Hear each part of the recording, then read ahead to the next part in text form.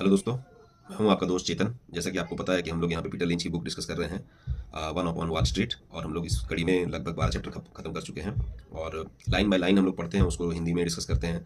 और ये सिर्फ अनुवाद नहीं है, एक तरह से हम लोग इसको घोल के पी रहे हैं इस किताब को, क्योंकि पीटर लिंच एक समझ लीजिए कि जाने माने इन्वेस्टर हैं जो 30 साल तक 30% के आसपास रिटर्न बनाए हैं। तो हम लोग उससे सीखना चाहेंगे। और मैं भी मतलब समझ लीजिए कि मारवाड़ी हूँ, तो एक मारवाड़ी के जवान से आप एक जीविस कम्युनिटी के जो हैं, मान लीजिए पीटर लिंच, तो उनसे आप सीख रहे हैं, मैं सीख रहा हूँ और आपको बता रहा हूँ। ठीक है, तो मैं एक्सपेक्ट करता हूँ कि जो मेरी ऑडियंस है, अभी मैं उसको तराश ही रहा हूँ कि because just I am putting content, quality content and finding. तो एक्सपेक्ट करता हूँ कि आप लोग लाइक शेयर सब्सक्राइब करेंगे और कमेंट भी कर देना। तो ये वीडियो पूरा देखना दोस्तों। I would like to add some value into your investing journey. Disclaimer है कि कोई भी मतलब हम स्टॉक रिकमेंडेशन या बात नहीं कर रहे, हम किताब को डिस्कस कर रहे हैं। और किताब को मतलब जस्ट रीडिंग नहीं कर रहे हैं, या कि कोई कॉपीराइट वाला या हिसाब किताब नहीं चल रहा है। Just we are discussing the excerpts of the Peter Lynch concepts. I hope there is no such issues.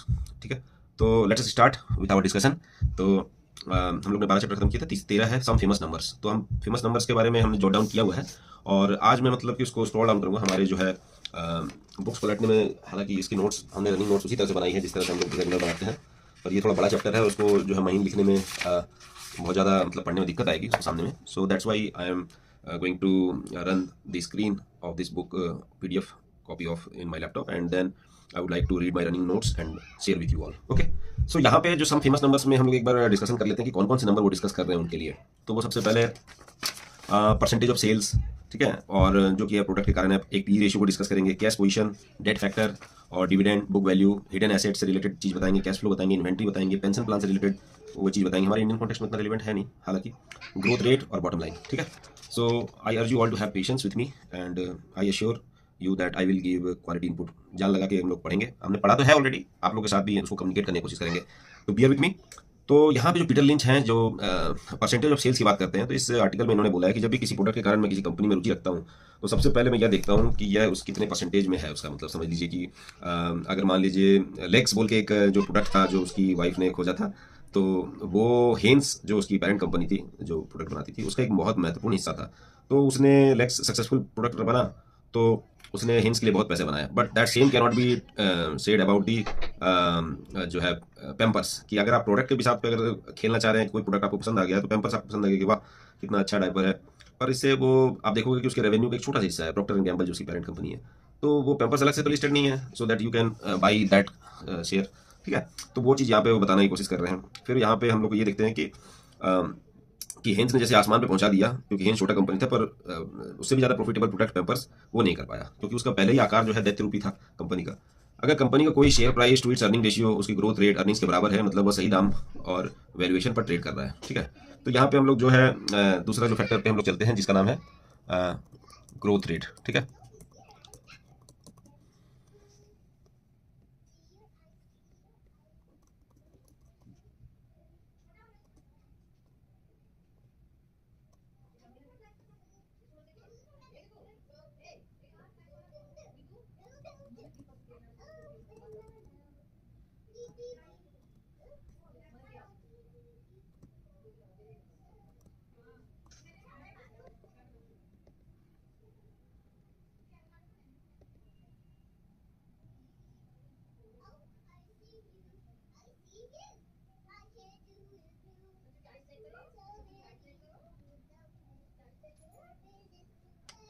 Sunday का दिन है, बच्चे खेल रहे हैं, थोड़ा सी बैकग्राउंड में नॉइज आ रहा होगा।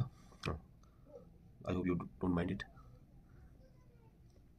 सो तो हम लोग जो प्राइस टू अर्निंग रेशियो में बताएंगे कि अगर कोई कंपनी का share price to earning ratio या उसके ग्रोथ रेट के बराबर है, मतलब वही सही दाम पर ट्रेड कर रहा है। अगर औसतन जो है पी रेशियो के दुगना अर्निंग ग्रोथ है, तो मतलब अंडर वैल्यूड है। और अगर ग्रोथ रेट आधा है और जो उसका पी बहुत ज़्यादा है, तो इसका मतलब वो ओवर वैल्यूड है। जैसे ट्रेंड में आप देख सकते हैं 12% का सेल्स ग्रोथ और 100 का पी, तो ग्रॉसली ओवर वैल्यूड है। तो आपका मेन बात है कि ग्रोथ रेट जब खत्म हो जाता है तो वो ओवर वैल्यूड जस्टिफाइड नहीं होता है। ठीक है, बहुत नाइंसाफी वाली बात हो जाती है। ठीक है, तो पी रेशियो और ग्रोथ का संबंध है। तो पैग रेशियो से हम लोग मतलब TTM-P जो है उसको हम लोग देख लेते हैं। और पैग रेशियो जो अगर हमारा मान लीजिए कि ग्रेटर देन 2 हो गया, इसका मतलब ओवर वैल्यूड है। पैग रेशियो लेस देन 2 है, तो मतलब आप कंसीडर कर सकते हैं। वन लेस देन 1 है तो मतलब सही है, 0.5 से भी कम है, मतलब अच्छा खासा ग्रोथ है। मगर ग्रोथ भी हमको 20% से ऊपर चाहिए, 10% का ग्रोथ लेके हमको चाहे पैग रेशियो कितना भी हो तो उससे कोई मतलब नहीं है। ठीक है, तो उस तरह की पेनी स्टॉक्स हम लोग को नहीं लेना है। ठीक है, तो यहाँ पे ये इन जनरल लिखा है कि जो पी रेशियो का ही जो है जब हम क्या बोलते हैं, इन जनरल लिखा है, जब सिर्फ पी रेशियो का ही पोपट नहीं बजाना है, ठीक है, तो ऐसा नहीं कह सकते। फिर हम लोग एक बोलते हैं कि स्लाइटली कॉम्प्लिकेटेड जो हमारा फॉर्मूला है, ठीक है, तो स्लाइटली कॉम्प्लिकेटेड जो फॉर्मूला है वो हमारा है, यहाँ पे देखिए, यहाँ पे देख सकते हैं कि जब हम डिविडेंड्स को भी अकाउंट में लेते हैं, तो डिविडेंड्स को जब हम अकाउंट में लेंगे तो हमको ये देखना पड़ेगा कि जो हमारा है पी टू जी को हटा के जी के साथ में जी प्लस डी रखना पड़ेगा डिनोमिनेटर में। तो पैग में क्या होता है, पी डिवाइड बाई जी, और जी प्लस डी रख दीजिए, मतलब डिविडेंड भी रख दीजिए, और उसके बाद उसको देखिए। उसके बाद वो कह रहे हैं कि अगर लेस देन 2 है तो बेटर है, अगर ग्रेटर देन 2 है तो बेकार है, और अगर लेस देन 1 है तो मतलब फेयरली है, मतलब इक्वल टू 1 है तो फेयर है, और अगर मान लीजिए उससे भी 0.5 या उससे 1 से कम मिल रहा है तो वो ठीक आपको मतलब कि वैल्यू मिल रहा है आपको, ठीक है। तो यहाँ पे एक तरह से वैल्यू की बात कर ली, परसेंटेज ऑफ सेल्स की बात कर ली, सेल्स ग्रोथ तो होना ही चाहिए, ठीक है। तो आपको कोई प्रोडक्ट मिल रहा है, इसका मतलब उस प्रोडक्ट के हिसाब से जब खेल रहे थे तो इसको मतलब सेल्स ग्रोथ उस कंपनी की हो रही है, तभी आप खेल रहे थे, ठीक है। फिर कैश पोजीशन की बात करते हैं, ठीक है। अच्छा, इसको हम लोग कैसे, अगर मान लो स्क्रीनर में लगा के देखना है तो कैसे देखेंगे, तो इस पर हम मतलब उस तरह से देखेंगे कि ईपीएस जो ग्रोथ रेट है, कैसे देखेंगे, ग्रोथ रेट बाय अर्निंग। तो यहाँ पे ग्रोथ की बात मतलब है कि अर्निंग्स की ग्रोथ की बात कर रहा है, तो EPS minus EPS last year divide by EPS in 100 by divide, मतलब एक हम यहाँ पे स्क्रीनर अगर हम चलें स्क्रीन में और वहाँ से हम आपको दिखाना चाहें तो यहाँ से हम कई मतलब थीमेटिक बना रखा मैंने, तो पीटर लिंच नंबर्स स्कैनर, ठीक है। तो यहाँ पे हम इसको देखिए, यहाँ पे जैसे यहाँ पे लगाएं EPS minus EPS last year divide by EPS last year 100 plus dividend yield by price to earning ratio, और ये ग्रेटर देन 2 होना चाहिए। मतलब हमें उल्टा कर दिया कि पहले पी बाई ये करने से बेटर है कि ये वाला डिवाइड बाई ये करके ग्रेटर देन 2 कर दिया, ठीक है। आप पैक करना है तो आप पहले ये वाला प्राइस टू अर्निंग लेके ये वाला चीज़ जो है उसको आप डिनोमिनेटर में रख के और उसको लेस देन आप वो कर सकते हैं 0.5, ठीक है। तो वो हम आप कर लिए, तो हम इससे जैसे निकल के आ रहा है कि अब ये चेंज इन डीआई होल्डिंग, मतलब इसमें हम ये देखते हैं कि स्क्रीनर में कि कौन कौन आ रहा है, ठीक है। टेम्पो ग्लोबल आ रहा है, सिस्टांगो टेक है, मतलब ज़्यादातर इसमें स्मॉल कैप वाले ही कंपनी है जो उस तरह से हमको, मतलब कि एक सीपीसीएल है चेन्नई पेट्रोलियम, एफकॉम होल्डिंग्स है, तो ये सब इंफ्रास्ट्रक्चर वाला हो सकता है, ठीक है। तो उसको हम लोग मतलब बाद में देखेंगे। तो ये जस्ट जनरल है, उसमें आपको मिले चाहे नहीं मिले हमको we don't know about it, ठीक है। तो हम लोग इसके आगे चलते हैं, हमको वीडियो को लंबा नहीं करना है, तो स्क्रीनर में घुस जाएंगे। तो हम लोग देखिए यहाँ पर यह है कि थियोरेटिकल तो पढ़ ही रहे हैं, पर वो ज्ञान वाला ज्ञानचंद वाला काम नहीं चल रहा, हम लोग उसको एक तरह से प्रैक्टिकली कैसे अप्लाई कर सकते हैं उस दिशा में हम लोग प्रोग्रेस कर रहे हैं, ठीक है। कैश पोजीशन में हम लोग कहते हैं कि एक जो है फोर्ड की बात करते हैं, कि जैसे फोर्ड का बैलेंस शीट की बात करते हैं कि फोर्ड के बैलेंस शीट में $8 बिलियन और कैश की कहानी है कि $4 का जो है शेयर $38 हो गया, तो इन्होंने 5 मिलियन शेयर खरीदा था, ठीक है। तो वो कह रहे हैं कि अगर कोई कंपनी कैश की पोजीशन में लेकर बैठा है तो डेफिनेटली उसके अंदर कुछ है, ठीक है। तो वो जो है कैसे वो कमाए कि पिछले 2 साल से ओवर वैल्यूएशन का पोपट बजा रहे थे वॉल स्ट्रीट वाले भैया लोग, कि बहुत सारे सलाहकार कहने लगे कि इस कंपनी का मोमबत्ती के बुझने के पहले की फड़फड़ाहट हो रही है, अब नीचे ही जाएगा। मैंने भी दबाव में लगभग बेचते बेचते रह गया, पीटर लिंच कह रहे हैं। जब देखता कि भाई हर एक शेयर के साथ $16 का कैश बोनस है, तब मैं रुक जाता, क्योंकि ज़्यादातर मैं फिर उसके वो एनालाइज करने लगता। तो ज़्यादातर एनालिस्ट इस कैश को माइनस करके पी नहीं देख रहे थे, कैश के चलते जो है रुका रहा, और वहाँ से भी 40% बढ़ा, ठीक है। फोर्ड फाइनेंशियल, मतलब फोर्ड के साथ में एक एसोसिएटेड क्या है कि फोर्ड फाइनेंशियल सर्विसेज भी था, जैसे बजाज फाइनेंस के साथ में बजाज फाइनेंशियल सर्विसेज था, वैसे ही फोर्ड के साथ में फोर्ड फाइनेंशियल सर्विसेज वगैरह भी मतलब की कंपनी थी। तो उसमें भी उसके रिलेटेड, जैसे औसतन कोई भी फाइनेंस की रिलेटेड कंपनी होती है एनबीएफसी, तो उसका पी 10 का होता है, और अगर मान लीजिए वो फाइनेंस का जो सेगमेंट था उसमें वो अगर मान लीजिए वो कह रहे हैं कि $1.33 कमा रहा था, तो इसका मतलब उसके अगर 10 का पी मिले तो $16 का तो शेयर इसमें मर्ज छुपा हुआ है, ठीक है। तो अगर डीलिस्ट कर मतलब डीमर्ज कर देता तो $16 का तो ये छुपा हुआ है। तो ये फोर्ड फाइनेंशियल सर्विसेज को हटा के वो लोग नहीं कर रहे थे उसको आकलन, ठीक है। तो वैसे ही एक और एग्जांपल देते हैं कि बोइंग भी जो है वो कैश रिच थी, 1987 में $40 पर बिक रहा था, जिसमें $27 तो कैश था उसके पास, ठीक है। तो रिकॉर्ड ऑर्डर बुक था जो डिमांड को दे नहीं पा रहा था, तो इसका मतलब एक डिमांड भी था उसके, पर कैश ही सब कुछ नहीं है, ठीक है। स्लमबर्गर के पास में भी बहुत सारा कैश था, एक ऑयल वाली कंपनी है स्लमबर्गर, तो कैश पर शेयर उतना नहीं था, क्योंकि लाखों करोड़ों में शेयर इशूड थे, बहुत सारे नंबर ऑफ शेयर्स जहाँ होते हैं मजा नहीं आता फिर। तो ब्रिस्टल मायर्स का भी यही कहानी थी, है ना। पर फिर भी कैश पोजीशन जांचना चाहिए हमें कि कैश पोजीशन में क्या है, कैश पर शेयर कितना है, और जो भी संबंधित देता है उस धंधा है उसका वैल्यू भी जांचना चाहिए। जैसे हम लोग अपने इंडियन कॉन्टेक्स्ट में देखें कि बजाज फिनसर्व जो है देखो कितना धन वर्षा हुई है, ठीक है ना। तो इसीलिए मतलब कि कैश रिच कंपनी मतलब जो है हमारे को मतलब यहाँ पे कैश फ्लो से रिलेटेड बात कर रहा है। अब कंपनी के पास जब कैश इकट्ठा होता है तो जनरल क्या होता है कि वो इधर उधर पैसा का बंदर बांट चालू कर देती है, ये धंधा वो धंधा इधर उधर घुस जाती है, ठीक है। तो असल में या तो आप उसी धंधे में और पारंगत बनो, डिविडेंड दो, या तो फिर बाईबैक करो, तीन ही चीज़ कर सकती है, या तो ग्रोथ को फेल करेगी, या डिविडेंड देगी, या बाईबैक करेगी। हाँ, मगर ग्रोथ के चक्कर में आलतू फालतू इक्वेशन नहीं करना उसको, ठीक है। तो फोर्ड्स ने अभी आलतू फालतू इक्वेशन कम ही किया, एक आध हर्ट्ज रेंट कार और इस तरह की चीज़ खरीदी, पर मोटा मोटी इतना कोई दिक्कत नहीं होता। फिर अब चौथा फैक्टर हमारे पास में जो है डिस्कस करने के लिए वो आता है डेट फैक्टर। तो यहाँ पे आप देख लीजिए, आप अपना बुक पढ़ना है, ये बुक मैं रिकमेंड कर रहा हूँ खरीदने के लिए। यहाँ पे देखिए मैं इसको स्क्रॉल कर रहा हूँ, कोई यहाँ पे लाइन बाय लाइन हम इसको आपको आपके लिए मैं ये नहीं कर रहा कि हाँ भाई बुक का सब्स्टिट्यूट नहीं है ये, ठीक है। तो यहाँ पे है कि कंपनी के डेट फैक्टर में वो बोल रहे हैं कि एनालाइज करना है कि कंपनी की कितनी देनदारी है और कितनी है उसके पास में डेट टू इक्विटी रेशियो, ठीक है। बैलेंस शीट के दो पहलू होते हैं। लेफ्ट साइड में वो कह रहे हैं कि जो हमारा है एसेट, और राइट में है हमारा लाइबिलिटी। बैलेंस शीट अगर जो ऐसे नॉर्मली में देखते हैं, ठीक है। तो एसेट में हमको क्या क्या चीज़ रहती है कि इन्वेंट्री आपकी है, वो एसेट है। रिसीवेबल मतलब लेनदारी, किसी को दे रखे हैं, तो आप देखते हैं कि बहुत सारे स्क्रीनर वगैरह में भी कि रिसीवेबल्स लिखा रहता है, ठीक है। तो अब यहाँ पे हम लोग किसी भी कंपनी का, जैसे मान लीजिए कि ब्लैक बक पे ही चलते हैं, ठीक है। बैलेंस शीट पे गए यहाँ पे, ठीक है। तो यहाँ पे आप अगर मान लीजिए यहाँ प्रैक्टिकल एप्लीकेशन करके दिखा रहे हैं, तो यहाँ पे देखिए लाइबिलिटी और एसेट दिख रहा है ना। अब ये जैसे मान लीजिए कि एसेट में तो प्लांट मशीनरी ये वो, ठीक है। अब हम लोग इस पे फैक्टर ऑफ प्रोडक्शन में नहीं जाएंगे कि जो है कैपिटल, लैंड, लेबर और एंटरप्रेन्योरशिप, ये चारों चीज़ें फैक्टर ऑफ प्रोडक्शन होती है। ये सब चीज़ें में एक बेसिक क्लास हम लोग बाद में करेंगे, ठीक है। तो हम लोग मतलब कि एक तरह से ये देख रहे हैं, ठीक है। अभी हम लोग वापस चलते हैं बुक पे अपने। तो डेट फैक्टर पे हम लोग कि कितनी क्या देनदारी है, तो उसमें इन्वेंट्री आएगा। ये जैसे इसमें कोई कंपनी वो वाली लॉजिस्टिक प्लेटफॉर्म वाली कंपनी है, तो इसमें इन्वेंट्री नहीं दिखेगी, आपको दूसरी जगह दिखेगी। तो रिसीवेबल कितनी है, लेनदारी, प्लांट और इक्विपमेंट वगैरह दिखता है। राइट में आपकी जो है लाइबिलिटीज है कि आपने मतलब एसेट को कैसे फाइनेंस किया है। तो जैसे ब्लैक बक का ही अगर हम देखेंगे तो अगर हमको लाइबिलिटीज देखना है तो यहाँ पे हमको बोरोइंग्स देखना पड़ेगा कि भाई किससे कितना क्या लिया है। ये 18 करोड़ जैसे मान लो इक्विटी कैपिटल रिजर्व इसके पास इतना है। बोरोइंग्स इसने लॉन्ग टर्म में बोरोइंग, शॉर्ट टर्म बोरोइंग भी इसकी खत्म हो गई, मतलब लाइबिलिटी एक तरह से।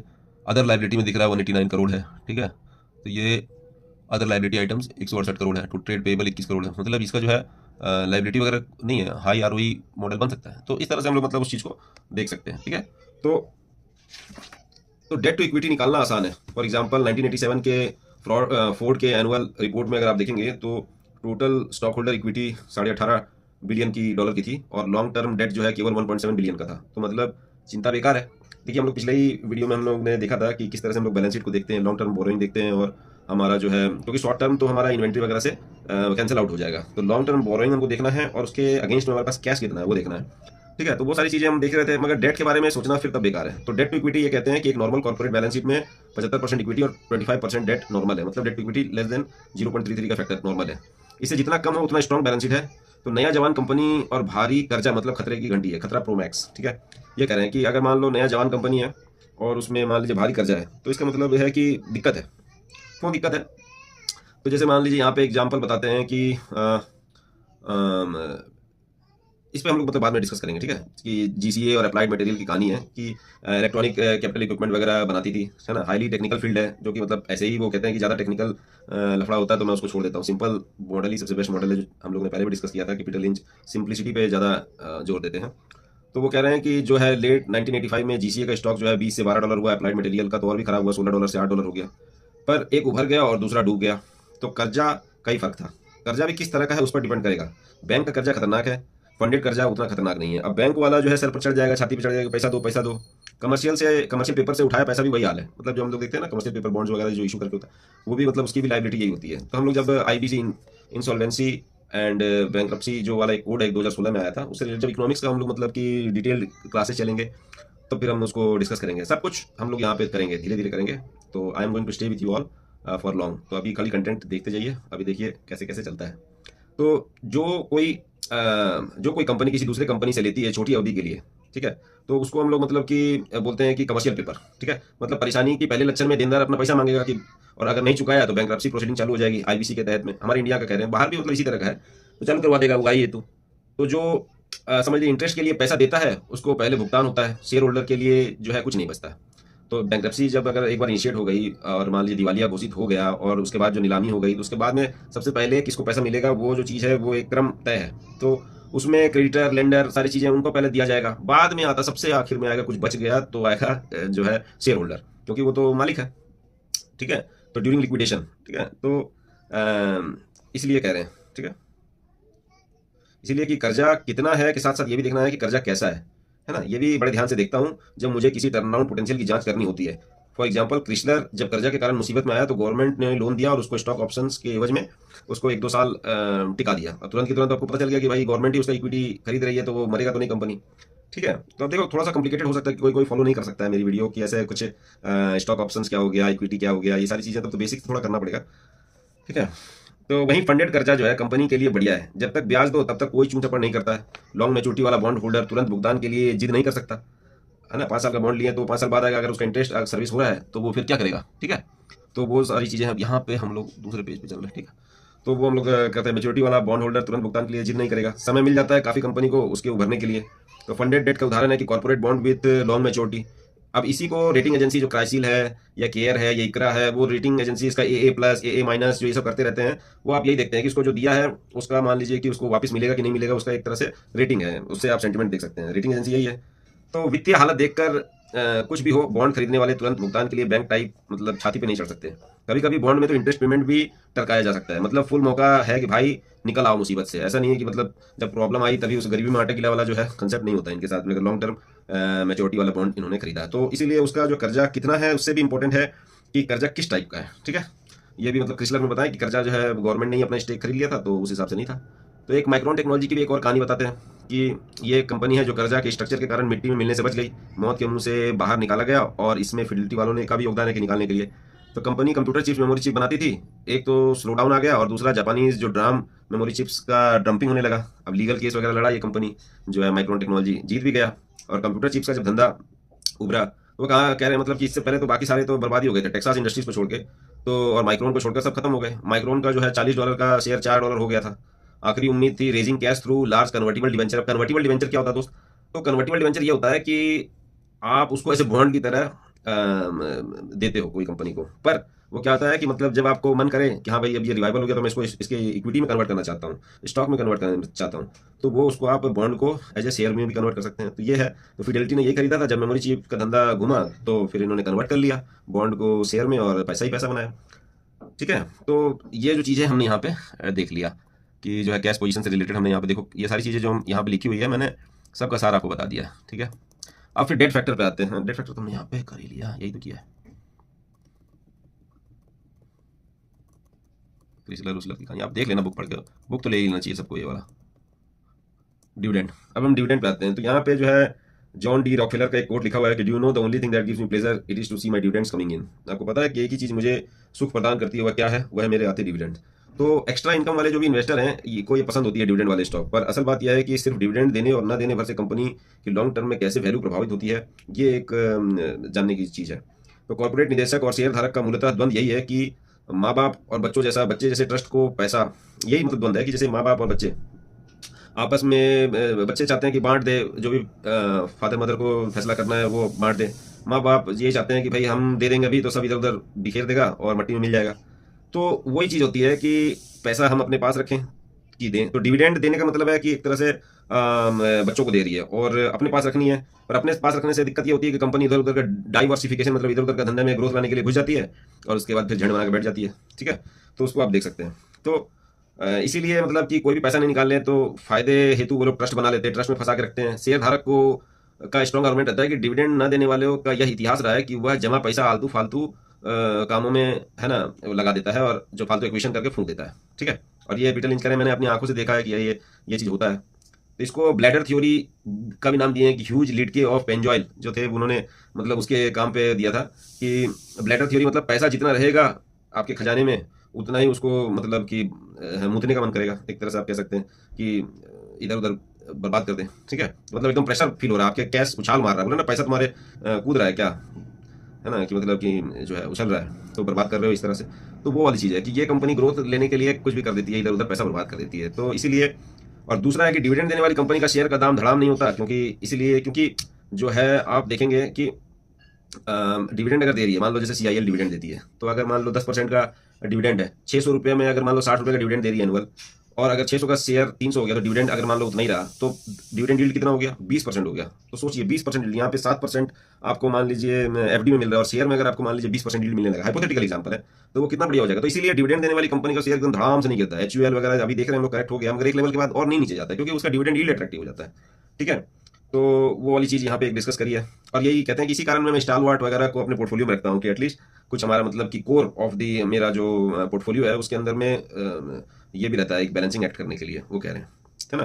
तो क्राइसिस के टाइम पर ब्लू चिप्स पर ही भागोगे क्योंकि जब क्राइसिस आएगा तो यही सब करोगे। दूसरी और छोटी कंपनी जो डिविडेंड नहीं देती है वह बहुत तेजी से ग्रो कर सकती है।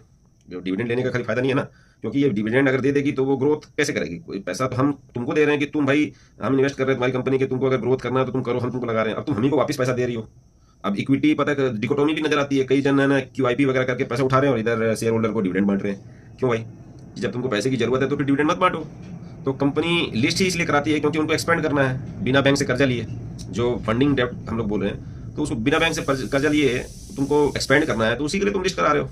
अब यहाँ पे हम लोग देख रहे हैं ऑफर फॉर सेल वाला कंपोनेंट बहुत बड़ा बड़ा आ रहा है, तो वो तो उसको वे आउट देने के लिए है। जितने भी इन्वेस्टमेंट बैंकर जो हैं आज के डेट में ठगी कर रहे हैं, मतलब कि रिटेल इन्वेस्टर के साथ में, कि उसको ऑफर फॉर सेल, जितने भी पी इन्वेस्टर के समय में आप उसमें एंट्री नहीं ले रहे हैं और आज ऑफर फॉर सेल का कंपोनेंट निकाल निकाल के उसको एक्सॉर्बिटेंट वैल्यूएशन पे लिस्ट करा रहे हैं। तो आई डू नॉट थिंक, जो पराग पारिक वाले भी बुक है उसमें भी कह रहा है कि IPO मतलब इट्स प्रोबेबली ओवर प्राइस्ड। तो जहां पे भी ऑफर फॉर सेल वाला कंपोनेंट बहुत बड़ा है तो I am sceptic for that stock. जहां पे फ्रेश इशू है, कंपनी खुद को एक्सपेंड करने के लिए लिस्ट करा रही है, तो वही तुम्हारा वजह होना चाहिए लिस्ट कराने का, ठीक है, कि तुमको एग्रेसिव ग्रो करना है, ठीक है। तो वो कह रहे हैं मैं हरदम एग्रेसिव ग्रोवर को हरदम वरीयता दूंगा, ना कि डिविडेंड दारी वाली कंपनी जो मोटे हाथी के मुकाबले। क्योंकि यहाँ पे हम लोग देख रहे हैं कि जो है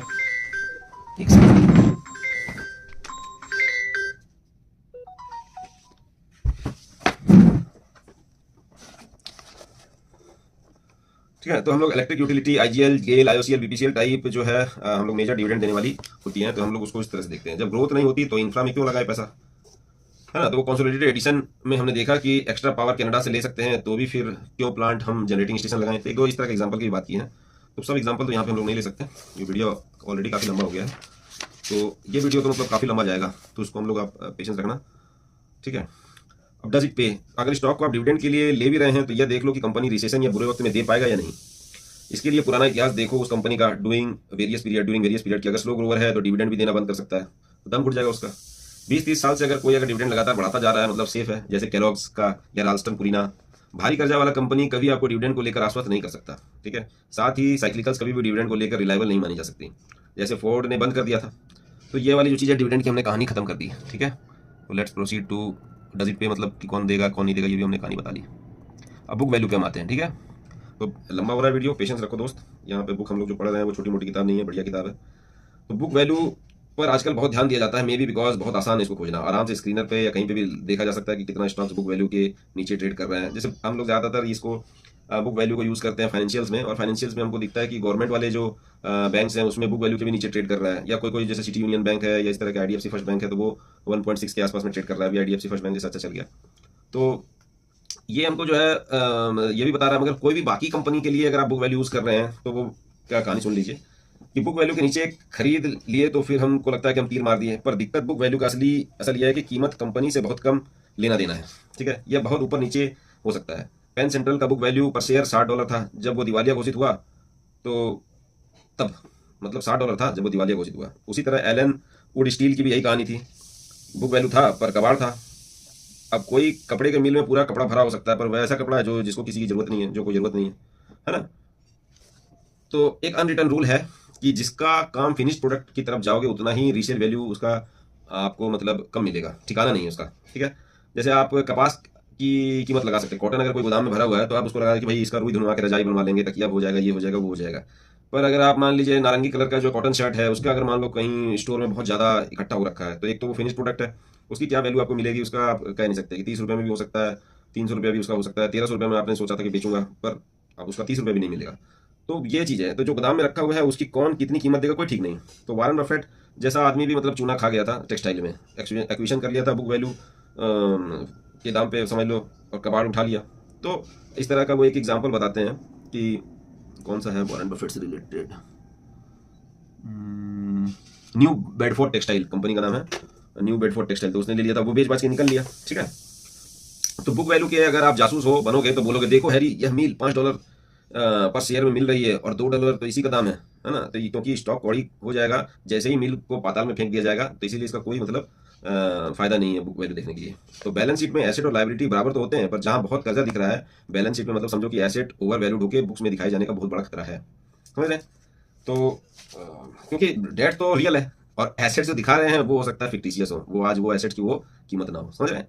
तो रियल इस्टेट वाले जो कंपनी है वो कर्जा का जो है इंटरेस्ट देते हैं उसको एसेट में दिखा देते हैं, समझ रहे हैं।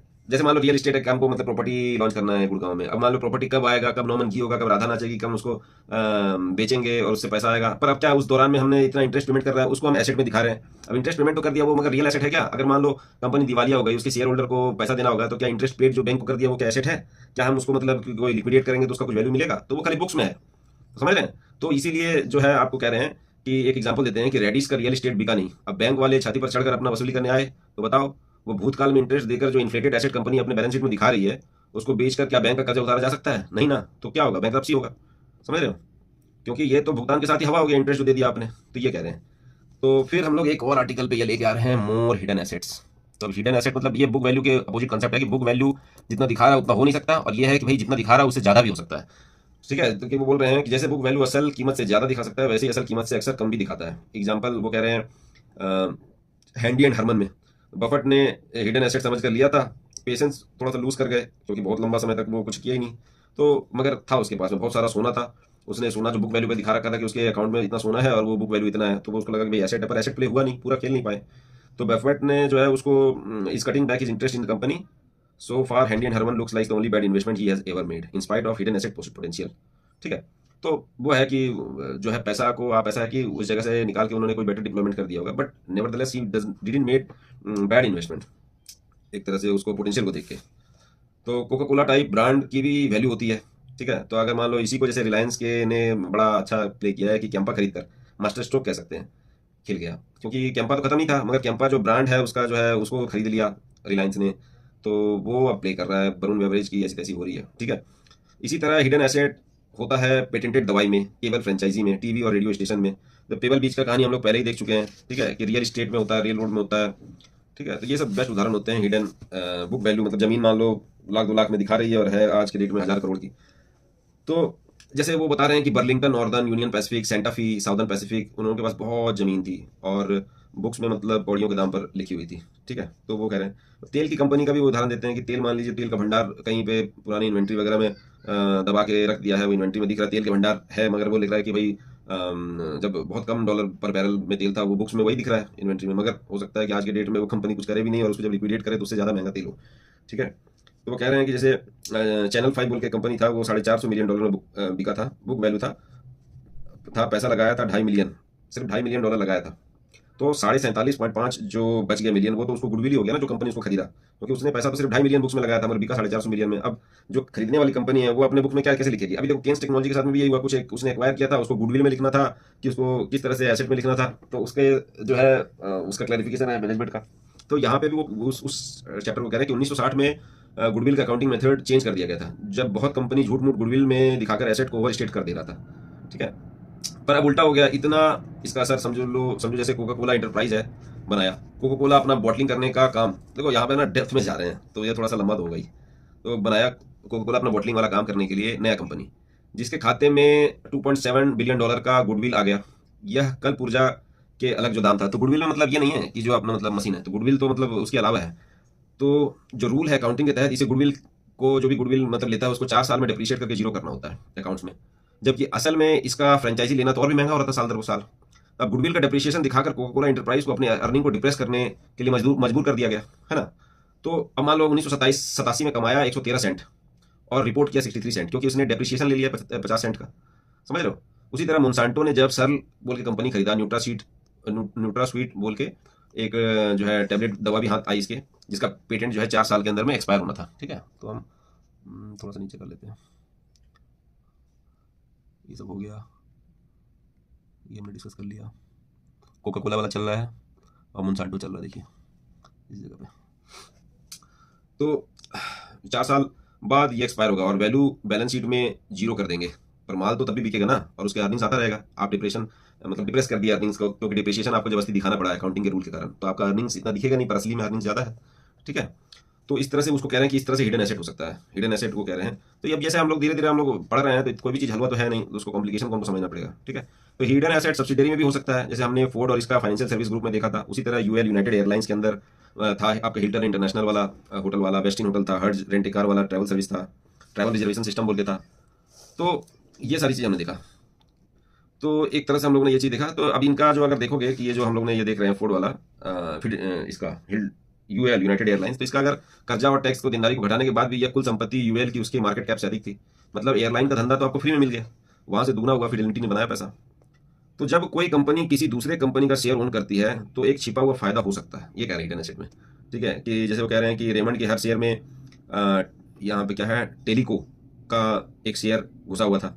तो कई बार किसी कंपनी में निवेश करने से पहले ये जानना जरूरी होता है कि उसका विदेशी ओनर कौन है। ठीक है, जैसे यूरोप की कंपनियां आमतौर पर अच्छे से एनालाइज नहीं होती है। यह मैंने अपने स्वीडन की जो है तथ्य खोज यात्रा में पाया, जहां वोल्वो जैसी और भी बड़ी शिकारी कंपनी स्वीडन की केवल जो है एक आदमी ने ट्रैक किया था, जो मतलब कि कंप्यूटर भी लेके नहीं गया था।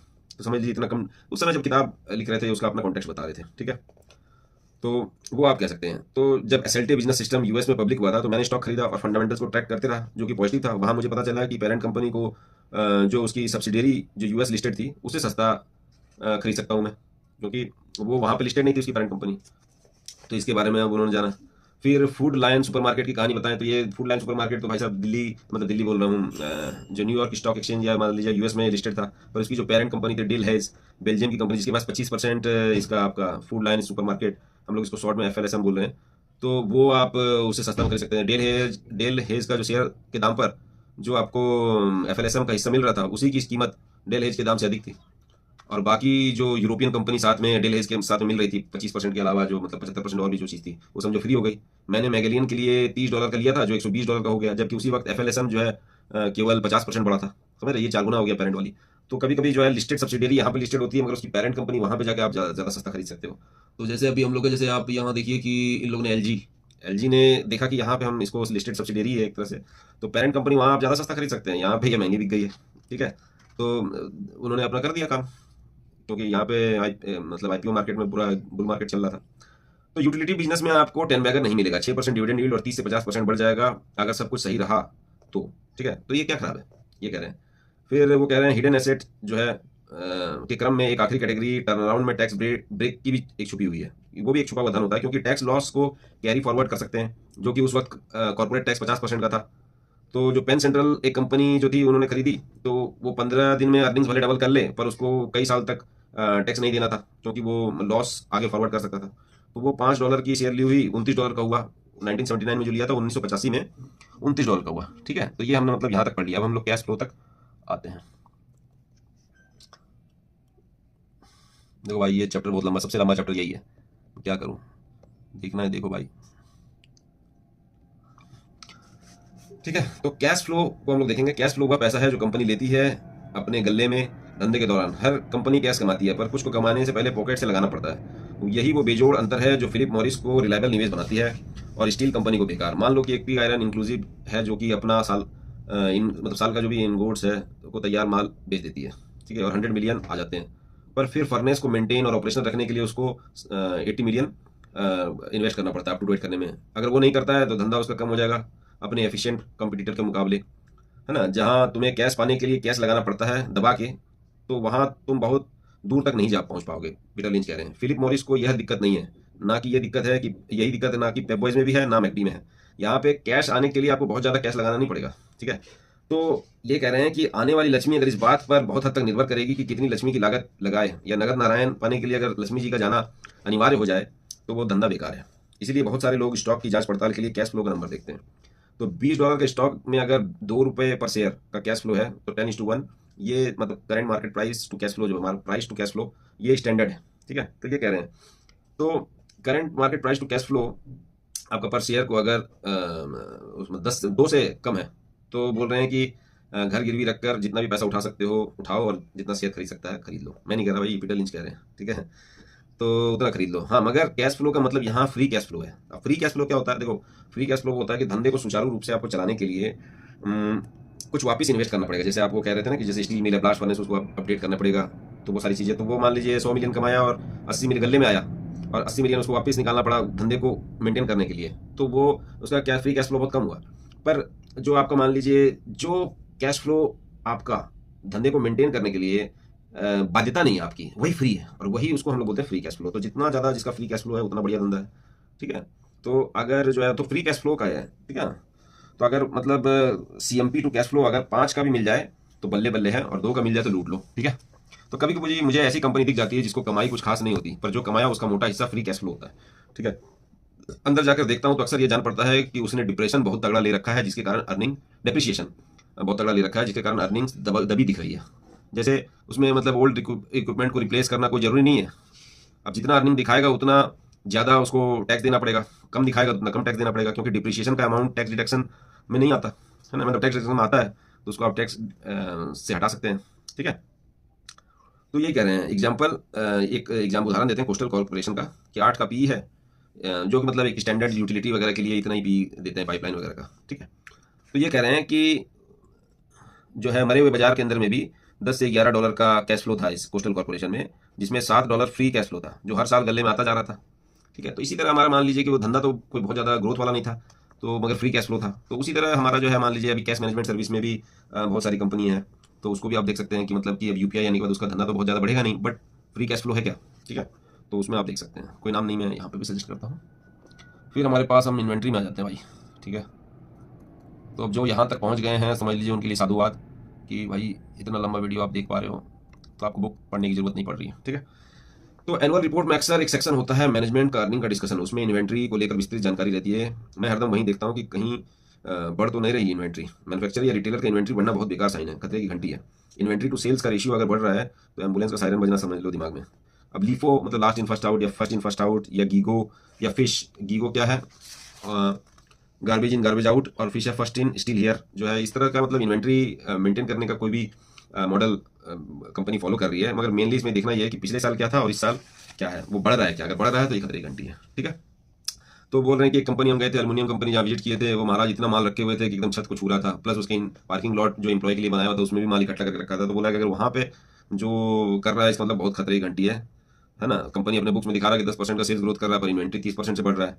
तो भाई साहब उस समय करना रुको जरा, यह तो जो माल है, इसलिए अगर मान लो उसमें ऐसा हो रहा है कि ग्रोथ दिखा रहा है कि मतलब पुराना माल पुराना रही जा रहा है और नया माल इसका खाली बिक रहा है, तो जो पुराना माल है उसको आगे पीछे उसको करके उसको मतलब सस्ते में निपटाना पड़ेगा। तो वो इन्वेंट्री सही वैल्यूएशन नहीं दिखा रही है, आपको दिखा रहा है कि 100 करोड़ का इन्वेंट्री रखा हुआ है पर 100 करोड़ नहीं है, जब उसको बेचने जाएंगे तो 20 करोड़ का मिलेगा। तो ये जो इन्वेंट्री को भापना मतलब कि मंजे हुए खिलाड़ी के लिए ही पॉसिबल है, छोटे मोटे एमेच्योर इन्वेस्टर के लिए इंपॉर्टेंट नहीं है। तो वो इंपॉर्टेंट ये है कि भाई इन्वेंट्री वाला धंधा आप पकड़ो ही नहीं, एसेट लाइट पकड़ो, ठीक है। तो वो सारी चीज़ जैसे जैसे आपकी मतलब कि पकड़ बढ़ेगी वैसे वैसे कर सकते हैं। ऑटो इंडस्ट्री में इन्वेंट्री का बिल्डअप इतना खतरनाक नहीं है, क्योंकि नई कार तो नई कार है आखिरकार। अगर वो नहीं भी बिकी 2-4 महीने 6 महीने तो ऐसा थोड़ी है कि नई कार आपको कौड़ियों के भाव में देनी पड़ेगी, समझ रहे हो। तो ऐसा नहीं है ना। तो पर मिनी स्कर्ट के साथ आप ऐसा नहीं कह सकते हैं कि अगर कोई बाजार में मिनी स्कर्ट आई है पर्पल कलर की तो वो मान लीजिए 6 महीने खत्म हो गई, आउट ऑफ फैशन हो गई, तो कितने रुपये में बिकेगी, कोई नहीं, है ना। फिर पेंशन प्लान की यहाँ पे एक डिस्कस करते हैं, एक छोटा सा आर्टिकल है कि भाई आप किसी कंपनी को टर्न अराउंड के लिए ले रहे हैं तो पेंशन प्लान उसका देख लीजिए कि ऐसा ना हो कि भाई गवर्नमेंट उसके ऑब्लाइजेशन बहुत हो। अगर मान लीजिए कि वो तो ऐसे सैक्रोसैंक्ट होता है कि भाई देना ही देना है, कंपनी रहे चाहे नहीं रहे उसको तो देना ही है। तो अगर मान लो बहुत ज़्यादा ऑब्लाइजेशन है तो उस सबसे दूर रहिए, ठीक है। तो इसमें एग्जाम्पल बताते हैं कि यूएसएक्स जो है उसका ऑब्लाइजेशन उतना खास नहीं था, बेथलम स्टील का बहुत खास था तो उसको हम नहीं लिए। फिर ग्रोथ रेट पे आ जाते हैं। तो ग्रोथ और एक्सपेंशन को समझना वॉल स्ट्रीट एक ही समझ लेता है, ये बहुत बड़ा मिसकंसेप्शन है कि ऐसे में असल ग्रोथ करने में मतलब फिलिप मॉरिस टाइप की कंपनियां छोड़ देते हैं लोग। तो सिगरेट का फूंकना 2% इंडस्ट्री के तौर पर घट रहा था। ये बात अलग है कि अब जहां हम यूएस वालों ने छोड़ा है वहीं दूसरे देश बढ़ चढ़ कर फूंक रहे हैं। तो 4 मालबोरो में से एक मालबोरो मतलब 4 जर्मन में से एक जर्मन मान लो मालबोरो का सिगरेट फूंक रहे हैं। जापान वाले भी कार्टन दबा दबा दबा के ले रहे हैं। तो इन विदेशी खपत से भी आप मगर फिलिप मॉरिस की जो है सक्सेसफुल का अंदाज नहीं लगा सकते हैं, सफलता का अंदाज नहीं लगा सकते हैं। सफलता उसकी मेनली प्राइसिंग पावर में है कि वो एक तरफ लागत को घटाता था, अपनी मतलब रोलिंग मशीनरी उसने अपग्रेड कर ली थी, और दूसरी तरफ वो दाम भी बढ़ा रहा था। मतलब अर्निंग्स को बढ़ाना और साथ साथ में अपने एक्सपेंडिचर को घटाना, प्रॉफिट मार्जिन को बढ़ाना, यही असली ग्रोथ है। तो अर्निंग्स ग्रोथ इसको बोलते हैं हम लोग। तो बढ़िया जो है इस तरह से कर पा रहा था। मान लो हर साल कोई कंपनी अगर 4% उसका खर्चा बढ़ रहा है और 6% वो दाम बढ़ा रही है तो 2% प्रॉफिट मार्जिन में इजाफा है। अब इसको आप हल्का लगेगा 2% क्या है यार, तो मगर आप देखो भाई कि 10% अगर बना रहे थे, 10 से तुम 12 पे पहुंचे तो कितना परसेंट ग्रोथ हुआ, 20% प्रॉफिट मार्जिन में इजाफा हो गया, समझ रहे हो। तो ये आप देखना पड़ेगा। तो अब एक प्रॉक्टर एंड गैम्बल की भी कहानी बता रहे हैं कि वो टॉयलेट पेपर बनाता था। टॉयलेट पेपर में क्या था कि वो पहले एकदम प्लेन वाली आती थी पर उसने रिजेस डाल दिए, जो ऐसा नहीं लगता खुरदरा खुरदरा सा, तो वो मोटा सा ऐसा दिखता है, पर उसमें सीट्स कम कर दी। 500 सीट्स होती थी उसकी जगह 350 सीट कर दी। तो वो बोल रहे हैं कि एक तो साला हम लागत कम लगा रहे थे और हमको दाम भी और अच्छा मिल रहा था। वो कह रहे थे अगर इस तरह से करके तुम बेच सकते हो अपना प्रोडक्ट तो समझ लो कि तुम्हारा बेस्ट धंधा भाई, कि तुम एक तरह से चिपका रहे हो माल कम लागत का और उसको और वैल्यू प्रोडक्ट बता रहे हो, समझ रहे हो। फिर भी ग्राहक तुम्हारा घसक नहीं रहा है, तो मतलब बेस्ट काम कर रहे हो। तो सिगरेट भी ऐसा ही धंधा है जबरदस्त, कि फिलिप मॉरिस जो है आपको मतलब कि सिगरेट दे रहा है उसको मतलब और बढ़िया सिगरेट प्रीमियम फील आ रहा है आपको। अभी हम लोग सिगरेट देख लिए तो हम लोग देख रहे हैं कि अपैरल में ऐसा आप नहीं कर सकते, फास्ट फूड में आप ऐसा नहीं कर सकते। तो पैसा ही पैसा फिलिप मॉरिस ने बनाया। तो उसको महंगा ब्लास्ट फर्नेस जैसा लागत नहीं लगाना है बेचने के लिए, ना ही कोई प्रचार करना पड़ता है, क्योंकि गवर्नमेंट जो है तंबाकू में प्रचार बंद कर रखी है। तो चाह के भी वो डाइवर्सिफिकेशन नहीं कर पाया। और बाकी डाइवर्सिफिकेशन जो करी भी उसने, मिलर एंड ब्रूइंग खरीदी, जनरल फूड खरीदा, 7 अप खरीदा, क्राफ्ट खरीदा, उसमें वो भी डाइवर्सिफिकेशन भी इस कंपनी को, मतलब एकमात्र कंपनी है जिसको बर्बाद नहीं कर पाई। इसने किया भी तो क्योंकि इसमें कैश फ्लो भर भर के था। आपको जो बताया, प्रॉफिट मार्जिन आप बढ़ाएंगे और आपका सेल्स ग्रोथ भी कम नहीं हो रहा, तो आपका जो है प्रॉफिट मार्जिन ही आपको कैश फ्लो दिला देगा। ठीक है, तो अब यहाँ पे एक बात करते हैं कि 10% का ग्रोथ और 10% की पी अच्छी है कि 20% का ग्रोथ और 20% का पी अच्छा है। ठीक है, तो वहाँ पे एक टेबल बनाया है, ये देखिए यहाँ पे। तो यहाँ पे दिख रहा है कि कंपनी ए जो है 20% अर्निंग ग्रोथ कर रही है, कंपनी बी 10% और 10 के पी पे है। तो बेस शेयर का प्राइस ले लेते हैं कि $1 का, अगर मान लो एक शेयर है तो वो ईयर 10 आते आते $6 हो जाएगा। अगर पी रेटिंग भी नहीं हुआ, वही पी रहा, तो 20 का पी रहा उसका, तो और ये 10 का पी रहा, तो आप देख रहे हैं कि ये सिर्फ 2.5, तो यहाँ पे एक आपको 3.5x बना रहा है, एक आपका सिर्फ जो है 2.5x बना रहा है ना। तो आपका नहीं, मतलब 6x बना रहा है, 2.5x बना रहा है। ठीक है, तो आपको यहाँ देख रहे हैं। तो 30% का सेल्स ग्रोथ क्यों नहीं लिए? तो बोल रहे हैं कि अगर मान लीजिए 30% का सेल्स ग्रोथ 10 साल तक, लंबे समय तक करना मुश्किल होता है, सस्टेनेबल नहीं होता। 3 साल भी कर ले तो गनीमत है, 10 साल तो बहुत दूर की बात है। ठीक है, इसलिए नहीं लिए वो 30%। तो मगर हम लोग यहाँ पे कितना बेचा जा रहा है कि 30% का ग्रोथ, तो इसलिए जो हाई ग्रोथ वाला जो कंपनी होता है वो एकदम ग्रोथ रेट जैसे उसका कम होगा धड़ाम से गिरता है। तो बोलते हैं कि अगर मान लो बहुत ज़्यादा नहीं ट्रैक करना है तो सस्टेनेबल बेसिस पे 20% का ग्रोथ रेट वाला कंपनी को आप पकड़ के सस्टेनेबली लंबे समय के लिए पैसा ग्रो कर सकते हो। और 30 को करना है तो बहुत आपको एक्टिवली इन्वेस्ट करना पड़ेगा, फटाफट काटना पड़ेगा। इस तरह की स्टाइल आपको मिलेगी जैसे राजश्री सोम है, वो मान लीजिए हमको दिखने में ऐसे ही लगता है कि वो हाई ग्रोथ कंपनी को चीज़ करता है और एक्टिवली इन्वेस्ट करता है कि काटें। तो वो हमने मतलब एक तरह से देखा है कि वो ट्रैक कर रहे हैं। ठीक है, हम फॉलो करते हैं। जहाँ देखो वहाँ बॉटम लाइन की बात होती है। ठीक है, तो बॉटम लाइन क्या है? तो बॉटम लाइन मतलब होता है कि इनकम स्टेटमेंट के आखिरी में जो नंबर निकल के आता है उसी को नेट मुनाफा या बॉटम लाइन बोलते हैं, या मारवाड़ी में बोले हम लोग तो हम लोग तलपट बोलते हैं। क्या बोलते हैं? तलपट। ठीक है, तो बॉटम लाइन ये तलपट क्या होता है? तो प्रॉफिट आफ्टर टैक्स। ठीक है, नेट नेट क्या मतलब पड़ता है ना, ले देकर जो बच रहा है वो बोलते हैं। तो पीबीटी बढ़िया टूल है, मगर प्रॉफिट बिफोर टैक्स बढ़िया टूल है एनालाइजिंग कंपनी के लिए, क्योंकि यहाँ पे खर्चा जो डेप्रिसिएशन, इंटरेस्ट और जो एक्सपेंसेस है वो सब हटा देते हैं। ठीक है, पीबीटी बेटर है। इसका मतलब इससे भी पहले, इसका भी पहले आप एबिटा देख सकते हैं, उसमें तो कुछ भी हटाते नहीं है ना। अर्निंग बिफोर मतलब टैक्स, डेप्रिसिएशन, एमोटाइजेशन, इंटरेस्ट वगैरह है, तो वो आप ऑपरेटिंग मार्जिन उससे देख सकते हैं। पर अभी हम लोग पीबीटी की बात करते हैं कि जो है ये कह रहे हैं यहाँ पे कि pre tax profit margin is a tool I use in analysing company. ठीक है, तो retailers have lower profit margin than manufacturers. तो रिटेलर का जो प्रॉफिट मार्जिन है मैन्युफैक्चरर से कम रहता है। तो जैसे ड्रग स्टोर आपका एक क्या कंपनी, एल्बर्टसन, तो एल्बर्टसन का केवल 3.6% था। वहीं मर्क जैसी कंपनी जो अपना विटामिन ई वी 400 खाते हो ना, वो मर्क बनाता है, था मतलब इधर उधर पीएनजी वाला ले लिया है, तो उसका जो है 25% प्री टैक्स आराम से बना लेता है रूटीनली। तो मान लो अगर धंधा हो गया मंदा, तो प्री टैक्स प्रॉफिट मार्जिन जिसका कम है उसको तो घाटा लेना पड़ सकता है माल बेचने के लिए। पर जिसका मान लीजिए अच्छा खासा मार्जिन है, मर्क टाइप, तो वो थोड़ा बहुत अगर कम भी कर देगा, 10% अगर उसका दाम घटा भी देगा, तो उसका मतलब घाटे में नहीं आएगा। ठीक है, तो एबिटा मार्जिन भी एक अच्छा टूल है। ठीक है, वो मतलब before tax depreciation, amortisation, interest बताता है। तो ऑपरेटिंग मार्जिन जो हम लोग उसको कह सकते हैं कि कोर धंधा रिलेटेड जो है इंडिकेटर, वो दिखाता है कि भाई कोर धंधे में क्या हो रहा है। तो यह बड़ा पेचीदा मैट्रिक है, क्योंकि ऐसे ही धंधा का चक्का घूमता है वैसे ही सुधरता है। तो लोवेस्ट प्रॉफिट मार्जिन से वो बड़ा पैसा बनाता है। अब जैसे ये एग्जांपल यहाँ पे हम देखेंगे कि आप बोलेंगे प्रॉफिट मार्जिन जिसका अच्छा हो, तो वो भी बात नहीं है। यहाँ पे एक बात है ये वाली, ये वाला तो देख लिया हम लोग भाई लोग, बॉटम लाइन ये है। ठीक है, अब यहाँ पे हम लोग आ गए। ठीक है, तो यहाँ पे हम लोग देख रहे हैं कि जैसे कंपनी ए है, वो क्या कर रहा है, $100 का माल बेच रहा है। ठीक है, इसको थोड़ा बड़ा कर लेंगे भाई, मतलब काफ़ी लेट लगा दिया भाई बड़ा करने में। भाई कॉपीराइट पीटर लिंच का बुक बिकना है भाई, मैं थोड़ा उसका सब्स्टिट्यूट नहीं हूँ। ठीक है, जस्ट एक पोर्शन यहाँ पे लिया हूँ कि $100 मान लो सेल्स का है कंपनी में, $88 उसकी लागत लगती है, $12 प्री टैक्स प्रॉफिट है। और जैसे ही बिजनेस सुधरता है, मान लो 100 का 110 दाम बढ़ा, प्राइस वो 10% से बढ़ाया, 110 का बेच रहा है, $88 में जो चीज़ करता था कि कॉस्ट 5% से बढ़ा 92 में, तो 17.6 प्री टैक्स प्रॉफिट बना रहा है, तो 1.5x हुआ। अब ये कंपनी बी पे आ जाओ। कंपनी बी में आप देख रहे हो कि $100 का सेल कर रहा है, 98% खर्चा लागत लगा रहा है, मतलब 2% का सिर्फ प्री टैक्स प्रॉफिट कर पा रहा है। पर जैसे ही बिजनेस का धंधा उसी तर्ज पे इंप्रूव हुआ, 10% इंप्रूव हुआ, और यहाँ पे 98 का मान लो ये 5% और बढ़ गया, तो 102 कॉस्ट में हुआ। तो यहाँ पे क्या हुआ, $7.1 प्री टैक्स प्रॉफिट बना लिया। तो $2 से सीधा 7.1, मतलब 3.5x हो गया आपका प्री टैक्स प्रॉफिट ग्रोथ। पर वहाँ पे कितना हुआ था, 1.5x। ठीक है, तो यहाँ पे यही कह रहे हैं, इसका जो लास्ट का कंक्लूजन है पीटर लिंच का, कि भाई क्या what you want then is a relatively high profit margin in a long term stock. Long term जिसको रखना है, आप उसमें हाई प्रॉफिट मार्जिन चाहते हो, that you plan to hold through good times and bad, मतलब अच्छे खराब समय में उसको होल्ड करके रखना चाहते हो, उसमें तो हाई प्रॉफिट मार्जिन देख लो। And relatively low profit margin in successful turn around, कि लो प्रॉफिट मार्जिन में अगर कोई चल रहा है और वो टर्न अराउंड होने वाला है, तो इसको तो भाई हम यहाँ पे रिकॉर्डिंग जो है खत्म करते हैं। Thank you guys. तो ये चैप्टर सबसे लंबा था। आई hope you like it. Share, subscribe, comment भी कर देना, है ना, काफ़ी मेहनत लगती है। Thank you.